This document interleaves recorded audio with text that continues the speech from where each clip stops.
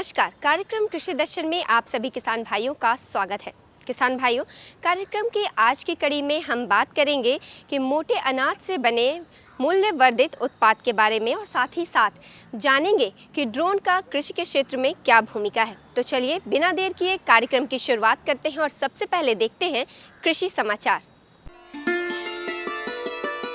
नमस्कार, खबरें खेती में आपका स्वागत है। मैं हूं रूपम। आइए एक नजर डालते हैं आज क्या है खास कृषि समाचार में।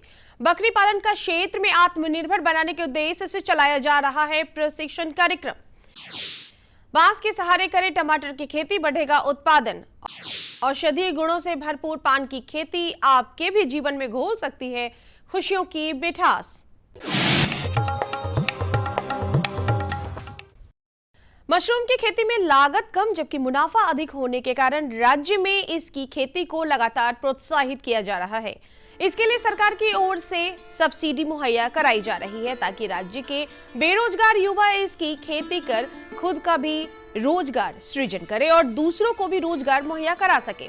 इस योजना के तहत पूरी लागत राशि का 50% तक सब्सिडी दिए जाने का प्रावधान है। इसके अलावा अनुदानित दर पर मशरूम कीट भी उपलब्ध कराया जाएगा।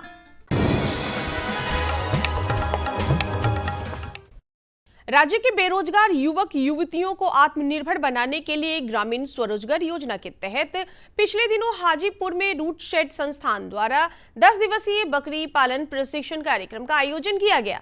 कार्यक्रम के जरिए प्रशिक्षणार्थियों को बकरी पालन से जुड़ी तमाम बारीकियों के बारे में विस्तार पूर्वक जानकारी दी गई। ग्रामीण स्वरोजगार योजना के तहत रूटशेड संस्थान के तत्वावधान में पिछले दिनों 10 दिवसीय बकरी पालन प्रशिक्षण कार्यक्रम चलाया गया, जिसका मुख्य उद्देश्य बेरोजगार युवक युवतियों को प्रशिक्षण देकर आत्मनिर्भर बनाना है। प्रशिक्षण में वैशाली एवं उसके आसपास जिले के 30 प्रशिक्षणार्थियों ने हिस्सा लिया, जिन्हें बकरी के उन्नत नस्ल के बारे में विस्तार से बताया गया।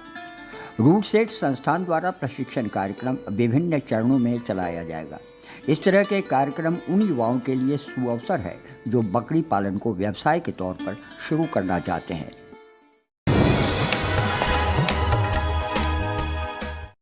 पारंपरिक खेती से इतर वैज्ञानिक तरीके से खेती की जाए तो इससे उत्पादन एवं आमदनी दोनों में बढ़ोतरी हो सकती है। ऐसी ही एक तकनीक है बांस के सहारे टमाटर की खेती। वैसे किसान भाई जो टमाटर की खेती व्यावसायिक स्तर पर करते हैं, वे सहारा देने के लिए टमाटर जिस कतार में लगा है उस कतार में 5 मीटर के अंतराल पर 1.5 से 2 मीटर ऊंचा बांस गाड़ दे एवं रस्सी के सहारे टमाटर की लत्तर को ऊपर की ओर बांध दे, जिससे टमाटर जमीन पर नहीं गिरेगा और उत्पादन भी काफी अच्छा होगा। किसान भाइयों, अपने लाजवाब स्वाद के कारण फूल गोभी सब्जी की मांग सालों भर बनी रहती है। इसलिए फूल गोभी की अगेती, पिछेती और मध्यम खेती भी होती है। ऐसे में अगर आप उन्नत प्रभेद से फूल गोभी की खेती करते हैं तो वर्ष भर आपको आमदनी का एक जरिया मिल सकता है। अर्ली कुंवारी, पूसा कार्तिकी, पूसा दीपाली फूल गोभी की अगेती किस्में हैं, इसलिए अच्छे उत्पादन के लिए आप इन्हीं प्रभेदों से फूल गोभी की खेती करें।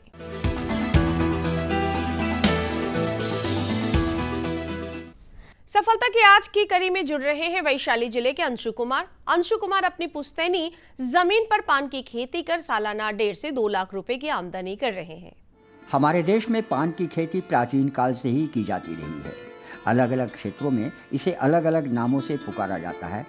पान अपने औषधीय गुणों के कारण पौराणिक काल से ही उपयोग होता रहा है। इसके अलावा लागत से कहीं अधिक मुनाफा होने के कारण भी किसानों का रुझान पान की खेती की तरफ बढ़ा है। वैशाली जिले के अंशु कुमार एक ऐसे ही सफल किसान हैं जिन्होंने पान की खेती कर जिले का मान बढ़ाया है। दरअसल अंशु वैज्ञानिक तरीके से पान की खेती करते हैं। इनका मानना है कि पान की खेती बैंक ATM के समान है। जब भी ज़रूरत हो उसके मुताबिक पान को बाजार में बेचकर मुनाफा कमाया जा सकता है।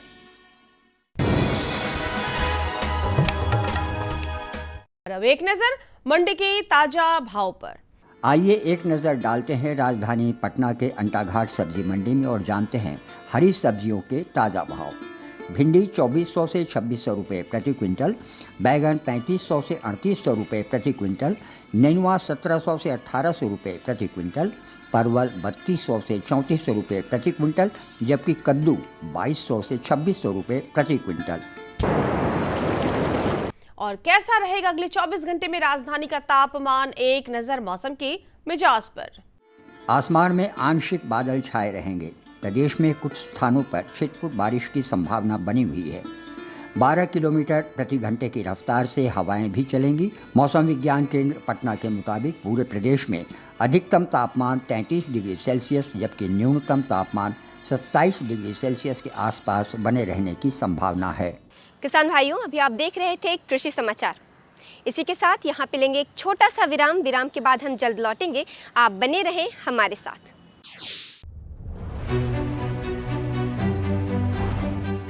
खुशहाल किसान है, लोग हैं आश्वस्त, शुद्ध हवा अन्न है और शुद्ध है पर्यावरण। विश्व गुरु बनने का मार्ग अब है प्रशस्त। हर साल फसल के अवशेष जलने से राजधानी क्षेत्र दिल्ली में गंभीर वायु प्रदूषण तो होता ही है, मिट्टी का नुकसान और कई स्वास्थ्य समस्याएं पैदा होती हैं। पंजाब, हरियाणा, उत्तर प्रदेश में सबसे ज्यादा फसल अवशेष जलाए जाते हैं। इन समस्याओं को ध्यान में रखते हुए और लोगों को प्रदूषण से बचाने के लिए माननीय प्रधानमंत्री श्री नरेंद्र मोदी जी के मार्गदर्शन में कृषि एवं किसान कल्याण मंत्रालय भारत सरकार ने इस दिशा में बड़े कदम उठाए हैं। इनमें से एक है फसल अवशेष प्रबंधन योजना। पराली काटने से लेकर उसके निस्तारण के लिए जो नई व्यवस्था बन रही है, नई मशीनें आ रही हैं, ट्रांसपोर्टेशन के लिए नई सुविधा बन रही है, जो ये नए जैविक ईंधन प्लांट लग रहे हैं, इन सब से गांवों में रोजगार के नए अवसर पैदा होंगे। फसल अवशेष प्रबंधन योजना का उद्देश्य पर्यावरण को वायु प्रदूषण से बचाना है और फसल अवशेषों को जलाने से होने वाले पोषक तत्वों और मिट्टी के सूक्ष्म जीवों के नुकसान को रोकना है।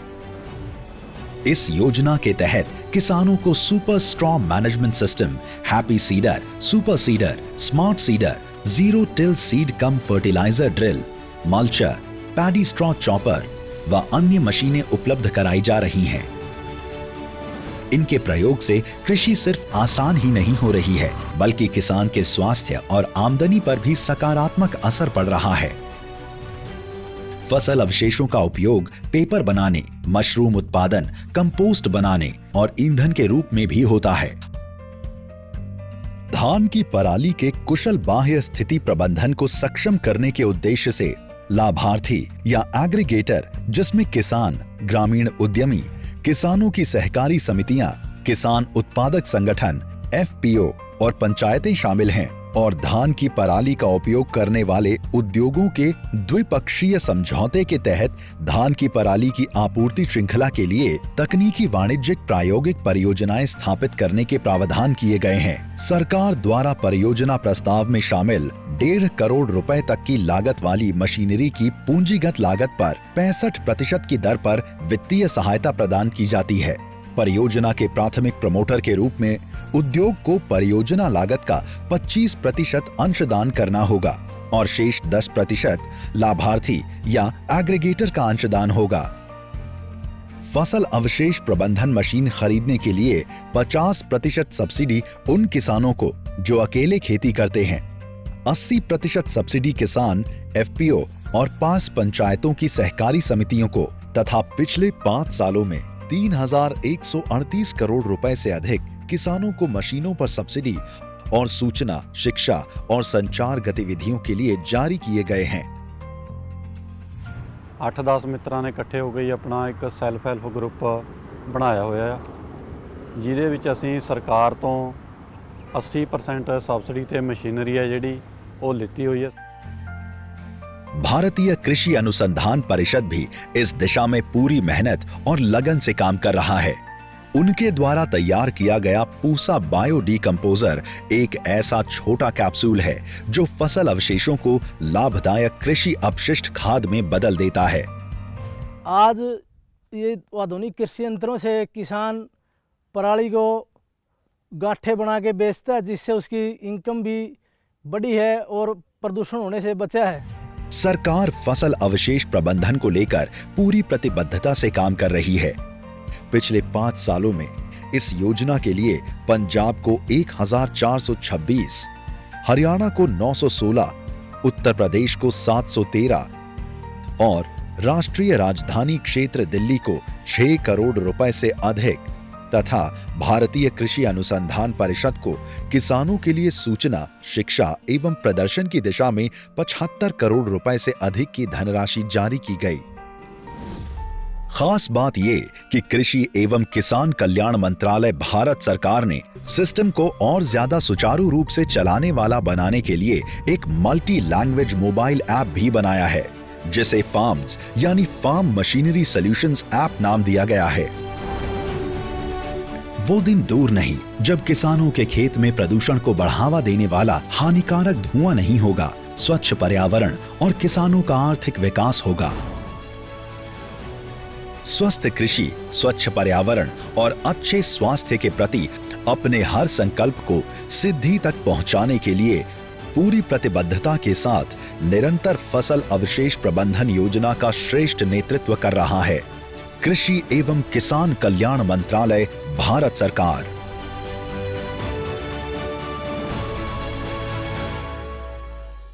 विराम के बाद आप सभी का एक बार फिर से स्वागत है कार्यक्रम कृषि दर्शन में। गेहूं और चावल के मुताबिक मोटे अनाज में अधिक पौष्टिकता पाई जाती है और इसीलिए इसकी खेती और इस्तेमाल पर अधिक जोर दिया जा रहा है। इसके अलावा किसान भाई इससे कई ऐसे मूल्यवर्धित उत्पाद भी बनाए जाते हैं जिससे आप अपनी आमदनी बढ़ा सकते हैं। तो चलिए इस विषय में विस्तार से जानकारी हासिल करते हैं हमारी कृषि विशेषज्ञ डॉक्टर रीता कुमारी से। किसान भाइयों नमस्कार, कार्यक्रम कृषि दर्शन में आपका बहुत बहुत स्वागत है। किसान भाइयों, आजकल मोटे अनाजों की काफ़ी चर्चा हो रही है। केंद्र सरकार से लेकर राज्य सरकार तक मोटे अनाज के उत्पादन और उनके उपयोग के लिए प्रोत्साहन दे रही है, क्योंकि इसका फ़ायदा भी बहुत है, ना सिर्फ खाने में बल्कि इसकी व्यावसायिक खेती करने पर आपको आय भी बहुत ज़्यादा मिलेगी। तो मोटे अनाज के क्या क्या फ़ायदे हैं, कैसे इसकी खेती करें और क्या इसका फ़ायदा आपको पहुंच सकता है, इस विषय पर जानकारी देने के लिए आज हमारे साथ कृषि विज्ञान केंद्र बाढ़ पटना की प्रभारी डॉक्टर रीता सिंह जी मौजूद हैं। डॉक्टर रीता, आपका हमारे कार्यक्रम में बहुत बहुत स्वागत है। तो डॉक्टर रीता, आप सबसे पहले हमारे किसान भाइयों को बताएं कि ये मोटे अनाज की जो चर्चा हो रही है, ये हमारे किसान भाई उसको क्या करें, कैसे मोटे अनाजों का उत्पादन को अपना सकते हैं? हम बताना चाहेंगे कि खासकर पटने ज़िले में कृषि विज्ञान केंद्र की तरफ से हम लोगों ने भी इंडियन इंस्टीट्यूट ऑफ मिलेट्स है, वहाँ से बीज मंगा के किसानों के बीच हम लोग ने मोटे अनाज का उत्पादन तो करा लिया है, लेकिन ये जानना ज़रूरी है कि क्यों मोटे अनाज कितने फ़ायदेमंद है। ये मोटे अनाज खासकर हम ये बताना चाहेंगे कि जो मौसम परिवर्तन हो रहा है, इसमें खरीफ में खासकर धान को उत्पादन करना बहुत मुश्किल हो गया। इस परिस्थिति में जो बदलते परिवेश चल रहा है, एडवर्स कंडीशन चल रहा है, उसमें हमारा मोटे अनाज का उत्पादन काफ़ी अच्छा हुआ, क्योंकि मोटे अनाज में पहली बात पानी ना के बराबर चाहिए, खाद की ज़रूरत नहीं है और कम से कम लागत में जो बीज का कॉस्ट आता है, इसमें हमारा खड़ा उतर रहा है मोटे अनाज। जैसे मोटे अनाज में सबसे मेजर और माइनर मिलेट्स बाजरा, ज्वार, फिर माइनर में है आपका रागी, मड़ुआ, कोदो, कुटकी, सांवा, इस सब की खेती चीना हमारे अभी कृषि विज्ञान केंद्र पर भी है और किसानों के बीच में भी हम लोगों ने करवाया, क्योंकि कोई समय था कि इसको कहा जाता था कि गरीबों का भोजन है मोटे अनाज। 15-20 साल पहले हम लोग बात करते हैं तो वहाँ खाते थे, लेकिन उसके बाद धीरे धीरे हरित क्रांति के बाद इसके उत्पादन, जहाँ धान गेहूँ की उत्पादन बढ़ी है वहीं इसकी उत्पादन घट गई है। लेकिन आज जो है कोरोना काल के बाद जब इम्यूनिटी सिस्टम स्ट्रॉन्ग करने की बात आ रही है, तो हम फिर पहले ही जा रहे हैं मोटे अनाज पर, क्योंकि इसमें पोषक तत्व, पोषण का भंडार है ये मोटे अनाज। खासकर जितना जो मिनरल्स है, कैल्शियम, फास्फोरस, आयरन, इसमें भरपूर है। रागी, मड़ुआ, ये आयरन और कैल्शियम का भरपूर है। तो जो मोटे अनाज का उत्पादन करने के लिए हमारे किसान भाई को कहाँ से प्रशिक्षण लेना चाहिए और अगर वे उत्पादन करते हैं तो उसका क्या क्या प्रोडक्ट है, उत्पाद है, वो बना सकते हैं और उनको बाज़ार में बेच सकते हैं और इसमें कितना लाभ हो सकता है। अलग अलग राज्यों में के अलग अलग जिले में हर एक कृषि विज्ञान केंद्र की स्थापना की गई है और जो अंतर्राष्ट्रीय मिलेट वर्ष मनाया जा रहा है, इसमें हम लोग इस साल टोटली किसानों के बीच, महिला किसानों के बीच फोकस कर रहे हैं कि इसका उत्पादन कीजिए। यही कारण है कि इसमें हम लोग किसानों को फ्री ऑफ कॉस्ट बीज दिए कि उत्पादन करें। तो ये पूरा टोटल इसकी पैकेज एंड प्रैक्टिस बताया जा रहा है। साथ ही साथ अलग अलग व्यंजन क्या बनते हैं, लोग अभी भी अनभिज्ञ हैं कि इसको कैसे खाएं, क्या खाएं इसका बना के। तो इसका भी प्रशिक्षण हाल में दिया गया है। वो किसान भाइयों से अनुरोध है, महिला किसानों से अपने अपने जिले के कृषि विज्ञान केंद्र से कांटेक्ट करें और वहां संपूर्ण प्रायोगिक जानकारी लें। साथ ही साथ ये आपका बहुत अच्छा प्रश्न लगा कि क्या बनेगा। जैसे हमारा पहले भी बताया, ज्वार और बाजरा मेजर मिलेट्स में है, माइनर मिलेट्स में आपका मड़ुआ हो गया जिसको रागी भी कहते हैं, सावा हो गया, कोदो हो गया, कुटकी हो गया, कंगनी हो गया।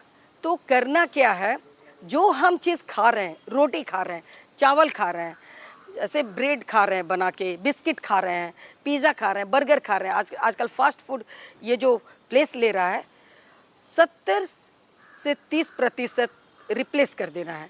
कहने मतलब गेहूं का आटा, मैदा खा रहे हैं, उसमें धीरे धीरे देखिए, फूड हैबिट को अचानक तो हम लोग चेंज करेंगे नहीं, धीरे धीरे इंसर्ट कीजिए ताकि हमारे छोटे छोटे जो बच्चे हैं उसको लेना सीखे, महिलाएं सीखे। कहना आसान है, हम लोग को भी फूड हैबिट को चेंज करने में टाइम लगेगा। धीरे धीरे जैसे रोटियां बन रही हैं, तो मान लीजिए गेहूं 70% है तो 30% आप मड़ुआ रागी ले लीजिए, कुटकी लीजिए, सावा ले लीजिए, सबकी बाजरा ले लीजिए, ज्वार ले लीजिए, उससे रिप्लेस कर दीजिए, ठीक है। और जैसे पूड़ी बना के, पराठा बना के, रोटी बना के दे दीजिए। जो पकौड़ा बन रहा है बेसन में, उसमें थोड़ा सा मड़ुआ का आटा डाल दीजिए, कुटकी डाल दीजिए, सावा डाल दीजिए, ज्वार बाजरा दे दीजिए। बिस्किट्स वगैरह महिलाएं घर में बना रही हैं आजकल ओवन वगैरह में, तो उसमें जहाँ मैदा डाल रही हैं कुछ % उसको भी डाल दें आप, मिलेट्स को भी, मोटे अनाज को भी डाल दीजिए, ठीक है। पुआ बन रहा है, हम लोग खासकर पूरे मड़ुआ चीना का खीर बहुत अच्छा बनता है, लावा बहुत अच्छा बनता है, कुटकी हुआ, सावा हुआ, खिचड़ी बहुत अच्छी बनती है। प्रोडक्ट जो घर में बनती है वही बनानी है, लेकिन उसमें समावेश करना है हम मोटे अनाज को। और जब फूड हैबिट में आ जाएगी तो 50 से 50% करके धीरे धीरे देखिएगा कि बहुत फ़ायदेमंद है, सभी रोग बीमारियों से ये दूर कर रहा है मोटे अनाज। डॉक्टर रीता, आपने सुझाव दिया कि मोटे अनाजों का अपने रसोई में ज़्यादा से ज़्यादा लोग प्रयोग करें ताकि स्वास्थ्य की दृष्टि से सब पूरा परिवार अच्छा रहे, समाज स्वस्थ हो। क्योंकि अभी मोटे अनाज का उत्पादन बहुत कम देखा जा रहा है, आप लोग भी बहुत ज़्यादा प्रशिक्षण दे रही हैं, लेकिन किसान नए फसल को अपनाने में कतराते हैं। जैसे हमेशा अभी आदत है, जैसे धान, गेहूँ, जैसे पारंपरिक फसलों का, मक्का का, तो अभी हमारे बिहार में इसको बढ़ावा देने के लिए क्या कोई सरकार की योजना है जिससे हमारे किसान भाई उसको अपना सकें, और यदि फ़ायदा होगा तो ज़रूर वे अपनाएंगे, तो कैसे उसको फ़ायदेमंद फसल बनाया जा सकता है? सरकार की योजना है, पहली बात ये सरकार की ही योजना है कि किसानों को फ्री ऑफ कॉस्ट वितरित कीजिए ताकि उगेगा तो खाएंगे भी। ये उन्हीं के मार्गदर्शन में कृषि विज्ञान केंद्र काम कर रहा है, ठीक है। और जब उगा लिए तो थोड़ा बहुत हटने का कारण है कि जितना धान गेहूं को फ्रीक्वेंटली हम लोग काट के यूज़ कर लेते हैं, इसका प्रसंस्करण थोड़ा सा मुश्किल है। यही कारण है कि हम लोगों ने हर एक कृषि विज्ञान केंद्र में एक प्रसंस्करण इकाई का मांग किए हैं और वो सरकार दे रहा है ताकि प्रसंस्करण हो जाएगा, प्रोडक्ट चीज़ें मिल जाएंगी तो वो रेडी टू ईट ईज़िली वो बनेगी और उसके सब प्रोडक्ट्स बच्चों के लिए पिज़्ज़ा, बर्गर, बिस्किट, खिचड़ी, चावल सभी कुछ इजली बन जाएगी। तो किसान भाइयों, आपने देखा डॉक्टर रीता सिंह जी ने कितनी विस्तार से जानकारी दी मोटे अनाज के उत्पादन से लेकर उनके उपयोग के बारे में और उसके फायदे के बारे में। उम्मीद है आप इनके सुझाव से लाभ उठाएंगे। डॉक्टर रीता, आपने हमारे किसान भाई को इतनी अच्छी जानकारी दी, इसके लिए आपका धन्यवाद। और किसान भाई, आपसे भी लेते हैं इजाज़त, नमस्कार। तो किसान भाइयों, अभी आपने विस्तार से जानकारी हासिल की मोटे अनाज से बने मूल्यवर्धित उत्पाद के विषय में। इसी के साथ बढ़ते हैं कार्यक्रम के अगले भाग में। कृषि के क्षेत्र में विकास के उद्देश्य से आए दिन नई तकनीकों को शामिल किया जा रहा है। इसी कड़ी में अब ड्रोन को भी शामिल किया जा चुका है। तो आइए जानते हैं कृषि के क्षेत्र में ड्रोन की क्या भूमिका है इस टीवी रिपोर्ट के माध्यम से।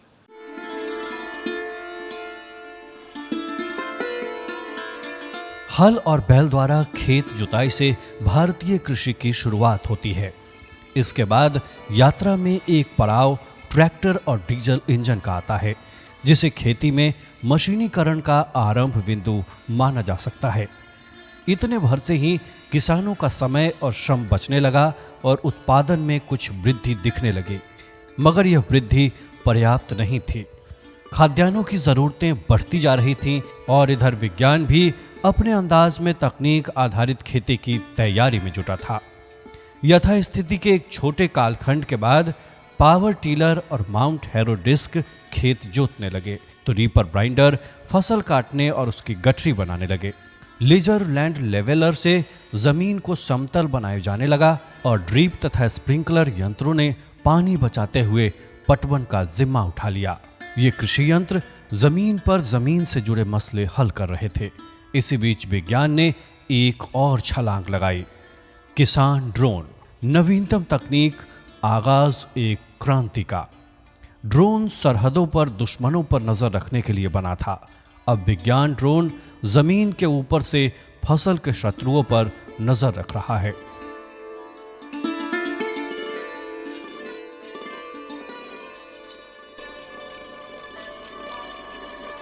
यह 21वीं सदी के नए भारत का आविष्कार है, जिसे हमारे दूरदर्शी प्रधानमंत्री नरेंद्र मोदी ने आकार दिया, जब लगभग 1 साल पहले प्रधानमंत्री ने पूरे भारत में एक साथ 100 किसान ड्रोन देश के किसानों के लिए समर्पित किया था। हम मानेसर में किसान ड्रोन सुविधाओं का उद्घाटन कर रहे हैं। ये 21वीं सदी की आधुनिक कृषि व्यवस्था की दिशा में एक नया अध्याय है। यह न सिर्फ भारतीय कृषि का एक नया अध्याय है, बल्कि इससे अनंत संभावनाओं के द्वार भी खुलते हैं, क्योंकि ड्रोन के इस्तेमाल से कृषि कार्यों में काफी फायदा हुआ है, जो खेती को सरल और कम समय में संभव बना रहा है। ड्रोन बीज रोपण में भी सहायक है, कीटनाशकों और उर्वरकों के बेहद कम समय में छिड़काव के लिए मुफीद है। इसके पास व्यापक सिंचाई योजना है। ड्रोन मिट्टी की जांच कर सकता है, फसलों के नुकसान के सही आकलन के साथ दुर्गम और पहाड़ी क्षेत्रों में भी खेतों को हरा बना सकता है।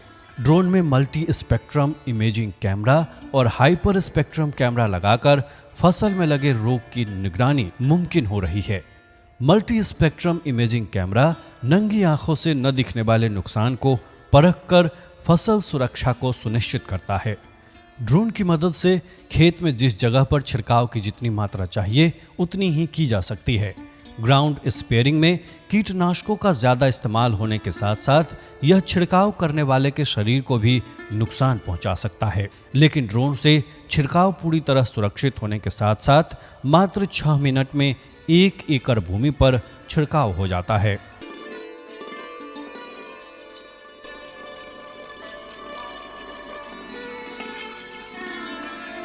इसमें पानी की भी काफी बचत होती है। कन्वेंशनल मेथड ऑफ जो स्प्रे करते हैं उससे, जैसे हम गटोर से करते हैं, रॉकर स्प्रेयर जिसको कहते हैं, नैपसेक स्प्रेयर करते हैं या पावर स्प्रेयर से करते हैं, तो इसमें बहुत सारी हानि भी है। ड्रोन में समय की बचत होती है, पूंजी की बचत होती है और आपको अच्छी से जो है छिड़काव होता है। तो ड्रोन कृषि में काफ़ी इम्पॉर्टेंट है। ग्राउंड स्पेयरिंग से 1 एकड़ में जहां 200 लीटर पानी खर्च होता है, वहीं ड्रोन में मात्र 10 लीटर में ही काम चल जाता है। मतलब पानी की बचत, समय और श्रम की बचत, कीटनाशकों का न्यूनतम इस्तेमाल। तो कुल मिलाकर देश के किसानों की लागत में अच्छी खासी कमी, जो इसके मुनाफे का आधार है। ड्रोन का काम सिर्फ छिड़काव तक ही सीमित नहीं है, बल्कि यह आर्टिफिशियल इंटेलिजेंस का भी हिस्सा है। ड्रोन में लगे सेंसर फसल पर निगरानी कर सकते हैं। ये बता देंगे कि खेत के किस हिस्से में कीट का कब्जा है और किस हिस्से में बीमारी का। सिंचाई की बात करें तो यदि बड़े क्षेत्र की सिंचाई हो रही है तो ड्रोन की मदद से मल्टी स्पेक्ट्रम सेंसर उन क्षेत्रों की पहचान कर सकता है जो बहुत शुष्क हैं। इससे पूरे क्षेत्र में सिंचाई में सहायता मिल सकती है। केंद्र सरकार इस मानव रहित यंत्र की बदौलत खेती को बेहतर से और बेहतर बनाने की कोशिश कर रही है। कृषि क्षेत्र में ड्रोन के इस्तेमाल को बढ़ावा देने की सरकार की नीतियां इन्हीं कोशिशों का हिस्सा है। यानी अब जमीन पर उगी फसलों पर छोटे हेलीकॉप्टर आसमान से नजर रखेंगे, उनकी देखभाल करेंगे, उन पर कीटनाशक छिड़केंगे तो कभी पोषण देंगे। किसान ड्रोन की कीमत एक छोटे किसान के लिए काफी ज्यादा है। सरकार इससे वाबस्ता है, इसीलिए ड्रोन की खरीद पर किसान उत्पादक संगठन समेत अलग अलग श्रेणियों के लिए अनुदान का भी प्रावधान किया गया है। एक जरूरी बात यह भी है कि ड्रोन प्रामाणिक होने चाहिए और इसके पायलट प्रशिक्षण प्राप्त। ऐसा करके इस क्षेत्र में रोजगार सृजन के भी प्रावधान स्वतः हो गए हैं। कृषि और किसान उन्नति करें, इसके लिए सतत प्रयास जारी है। बावजूद अभी भी कृषि क्षेत्र में कई चुनौतियां हैं। इनमें किसानों को खेती में रोके रखना, नई पीढ़ी को इस ओर आकर्षित करना और उत्पादन लागत कम करते हुए मुनाफा बढ़ाना सबसे प्रमुख हैं। इसके लिए कृषि क्षेत्र में तकनीक की कदम ताल जरूरी है। किसान ड्रोन इसी नजरिए का प्रतिनिधित्व कर रहा है।